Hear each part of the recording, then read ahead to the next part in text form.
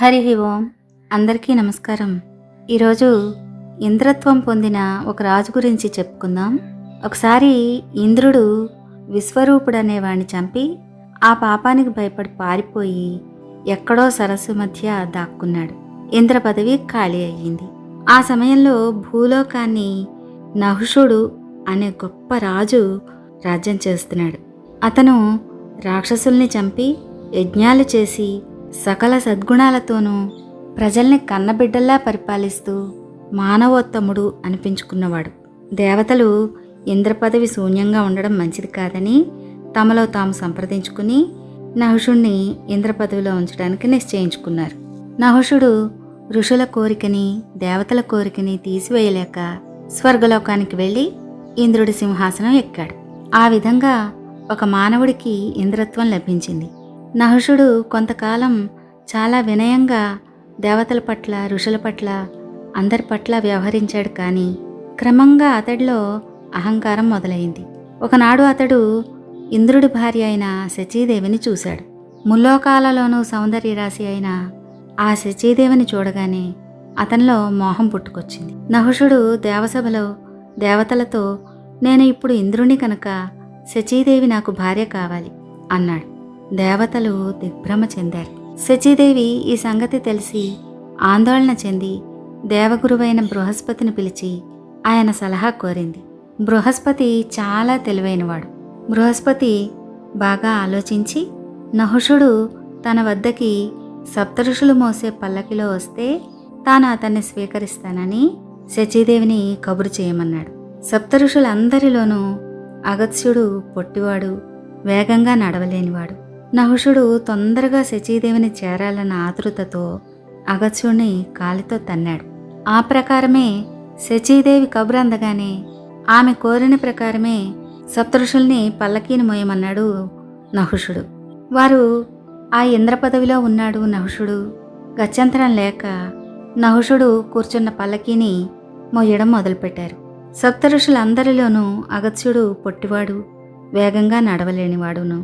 నహుషుడు తొందరగా శచీదేవిని చేరాలన్న ఆత్రంతో అగత్స్యుణ్ణి కాలితో తన్నుతూ సర్ప సర్ప అన్నాడు.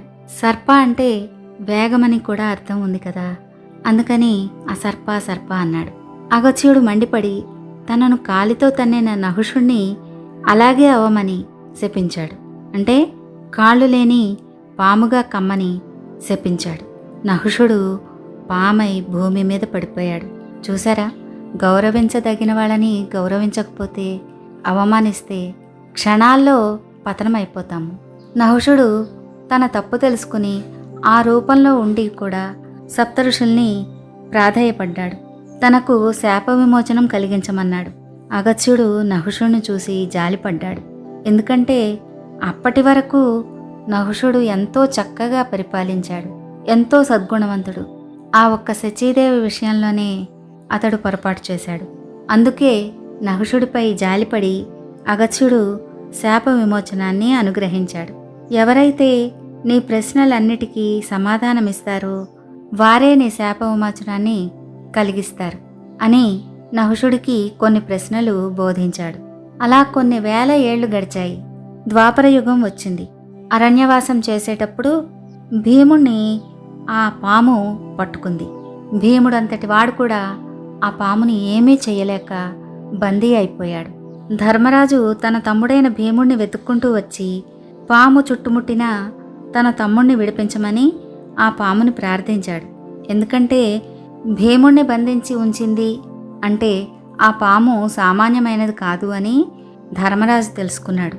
ధర్మరాజు ప్రార్థనని విన్న ఆ పాము తను అడిగిన ప్రశ్నలకి సరైన సమాధానం చెబితే నీ తమ్ముణ్ణి విడిచిపెడతానని చెప్పింది. అప్పుడు ఆ పాము అడిగిన ప్రశ్నలకి ధర్మరాజు సరైన సమాధానాలిచ్చి భీముణ్ణి విడిపించుకున్నాడు. వెంటనే ఆ పాము కూడా శాప విముక్తి పొంది నహుషుడిగా మారింది. ఇంతకీ ఆ నహుషుడు ఆ పాండవుల పూర్వీకుడే. ఈ విధంగా తన మంచి ప్రవర్తనతో ఇంద్ర పదవిని సాధించి కీర్తి పొందిన ఆ నహుషుడు తాను ఒక స్త్రీ పట్ల చేసిన అపరాధానికి గాను తీవ్రమైన శాపానికి గురయ్యి చివరికి ధర్మరాజు వలన శాప విముక్తి పొందాడు. ఆ నహుషుడు పాము రూపంలో ఉండగా వేసిన ప్రశ్నల్ని, దానికి ధర్మరాజు ఇచ్చిన సమాధానాల్ని మరొక భాగంలో చెప్పుకుందాం. హరి ఓం.